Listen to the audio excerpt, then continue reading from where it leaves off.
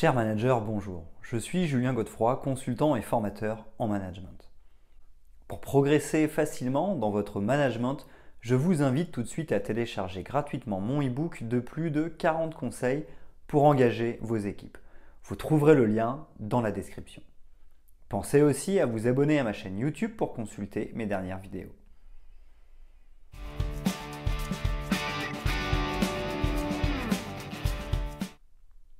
La bienveillance au travail est souvent décriée et critiquée dans la vie professionnelle. En effet, parce qu'elle part d'un fond gentil, elle en est caricaturée en monde de oui-oui ou monde des bisounours. Certes, mettre en œuvre une démarche bienveillante nécessite une gentillesse sincère, pour autant, cette dynamique ne tombe pas dans la naïveté. Si elle ne fonctionnait pas, elle ne serait pas utilisée dans certaines entreprises.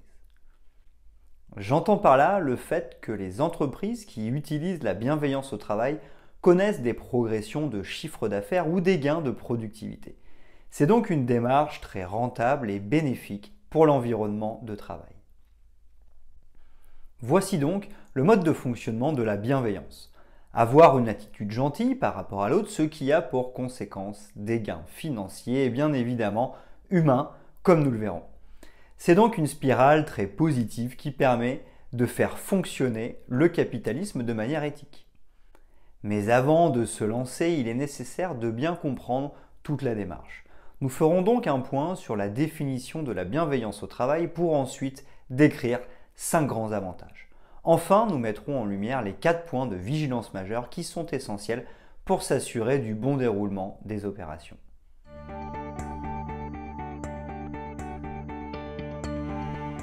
Premièrement, qu'est-ce que c'est? Voyons quelques définitions de la bienveillance au travail. Selon le Larousse en ligne, la bienveillance est une disposition d'esprit inclinant à la compréhension, à l'indulgence envers autrui. Interroger des candidats avec bienveillance. Selon l'internaute, la bienveillance est la capacité à se montrer indulgent, gentil et attentionné envers autrui d'une manière désintéressée et compréhensive. Enfin, selon le Centre national de ressources textuelles et lexicales, la bienveillance est 1. Disposition généreuse à l'égard de l'humanité, 2. Qualité d'une volonté qui vise le bien et le bonheur d'autrui. Ainsi, dans ces 3 définitions, nous comprenons que faire preuve de bienveillance, c'est comprendre l'autre et lui donner de l'attention afin de le rendre heureux. La bienveillance est donc une démarche tournée vers l'autre et qui vise son bonheur. Elle permet de cultiver le bien-être au travail. Si nous adaptons cela à l'entreprise, la démarche est donc de s'intéresser à nos équipes.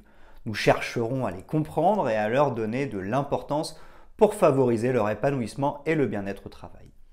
Cette démarche est donc clairement liée au bonheur au travail puisque cela en sera la conséquence. Nous sommes donc dans un cadre de travail qui vise le respect de chacun et la bonne ambiance. La pression est limitée pour faciliter les bonnes relations entre chacun, mais aussi s'assurer de la sérénité des individus grâce à l'amélioration des conditions de travail.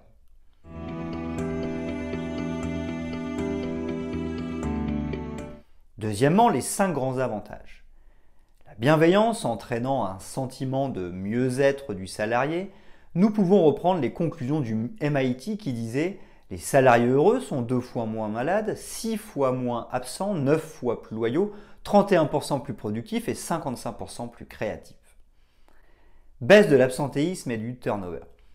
En effet, des salariés qui se sentent respectés se sentiront plus importants, utiles et trouveront plus facilement leur place dans leur lieu de travail. Ils auront donc plus envie de venir travailler grâce à la qualité de vie au travail. Ces employés se sentiront mieux dans leur tête et seront donc moins malades, ce qui permet de diminuer l'absentéisme et le mal-être au travail. Parallèlement, ils auront moins envie de quitter leur entreprise car ils s'y sentent bien. Même s'ils doivent gagner un peu plus ailleurs, ils feront le calcul entre le confort de travail et le salaire. Hausse de l'engagement et de la productivité. La bienveillance au travail permet de favoriser l'engagement des salariés. Ils seront donc plus fidèles à leur entreprise, mais aussi plus engagés dans l'organisation du travail. En effet, ils auront beaucoup plus envie de s'investir pleinement pour faire fonctionner l'entreprise qui les rend heureux et fiers de faire ce qu'ils font. Aujourd'hui, seuls 9% des employés se sentent engagés dans leur entreprise, source de l'étude Gallup. Cette démarche de bienveillance au travail est loin d'être une supercherie. Au contraire, c'est la réponse à cette situation incroyable. Moins de 10% de nos employés se sentent engagés. Nos entreprises ont donc un réservoir de croissance incroyable. De plus, parce que les employés s'engageront pleinement, ils en seront d'autant plus productifs car convaincus d'être sur la bonne voie. Confiance, prise d'initiative et créativité. La bienveillance au travail permet aussi de motiver les salariés et de mettre en place des relations de confiance entre les individus. En effet, l'attitude managériale est beaucoup plus courtoise et reconnaissante. Les équipes se sentent aussi beaucoup plus soutenues grâce à l'attitude bienveillante. La motivation des salariés les pousse à essayer de nouvelles choses pour atteindre les objectifs et les dépasser, ce qui permet de renforcer le bien-être au travail. Elles auront donc envie de prendre des initiatives et de créer de nouvelles choses pour toujours plus de performance au travail. Bonne relation et esprit d'équipe. Un cadre bienveillant va aussi améliorer les relations entre les personnes et développer la cohésion. En effet, cette démarche consiste à valoriser chacun et à reconnaître ce qu'il a bien fait. La confiance qui en découle, mais aussi le fait de se sentir respecté par les autres, nous donnera envie de les respecter à notre tour. C'est une spirale positive qui se mettra alors en œuvre. Les relations seront donc bien meilleures et favoriseront l'épanouissement des collaborateurs. L'esprit d'équipe se développera, tout comme la solidarité et l'entraide. Bonne image employeur. Enfin, qui ne rêve pas de travailler dans une entreprise bienveillante où nous nous sentons respectés avec moins de stress au travail. Cette démarche sera donc aussi essentielle pour attirer les talents au sein de notre entreprise. Notre image employeur s'améliorera nettement avec ce type de pratique.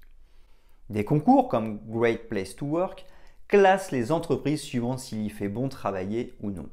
En effet, sous la base de l'anonymat, les employés répondent à un questionnaire. Ils y expriment ce qu'ils pensent réellement de leur entreprise.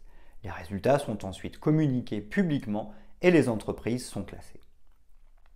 Il devient de plus en plus stratégique pour les entreprises de bien figurer dans ces classements. En effet, les employés sont aussi de plus en plus exigeants sur la bienveillance envers les employés et les conditions de travail au sein de leur entreprise.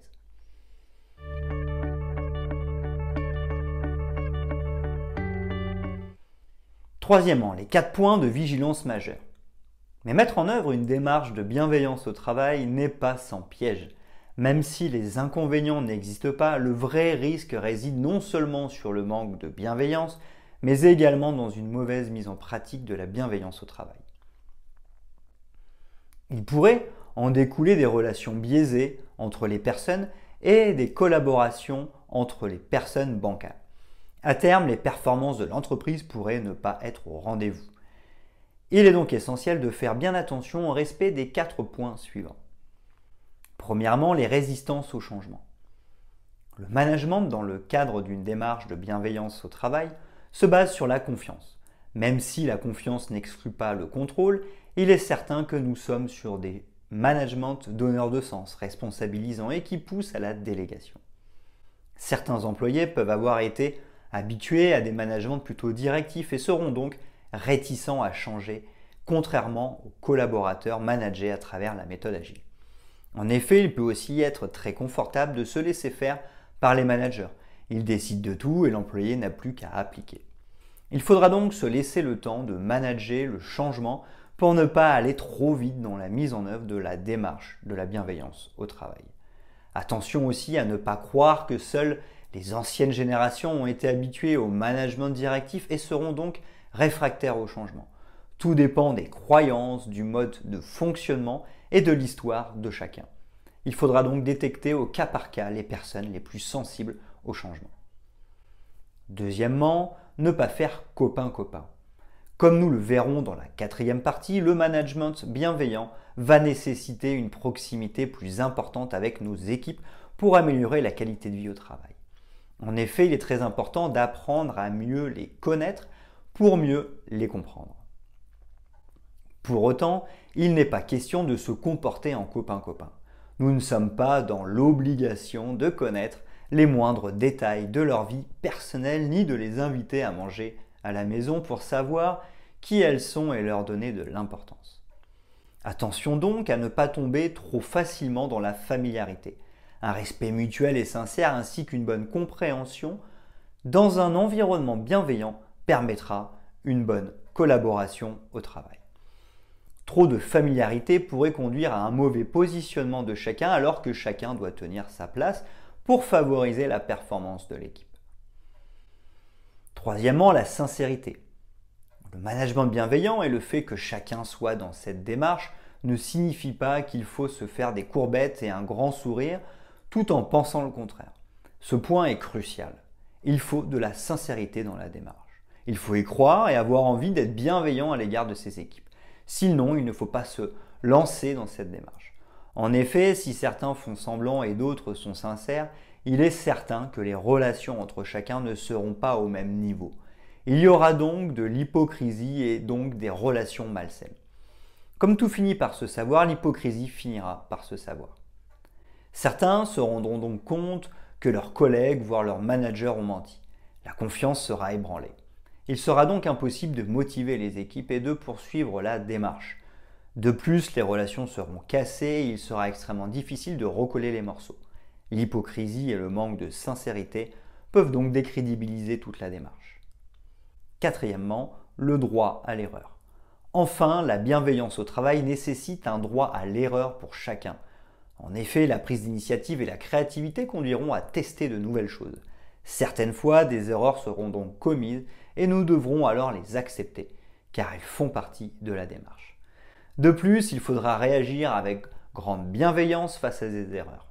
Comme avec nos enfants, ils testeront certaines choses. Il faut être particulièrement bienveillant pour ne pas casser leur esprit d'initiative et leur créativité. Afin de limiter les erreurs trop graves, voire les fautes, il est tout à fait possible de mettre en place un cadre de travail bienveillant. Plus celui-ci sera coécrit et donc coopté, plus il suscitera un engagement de la part de chaque membre de l'équipe.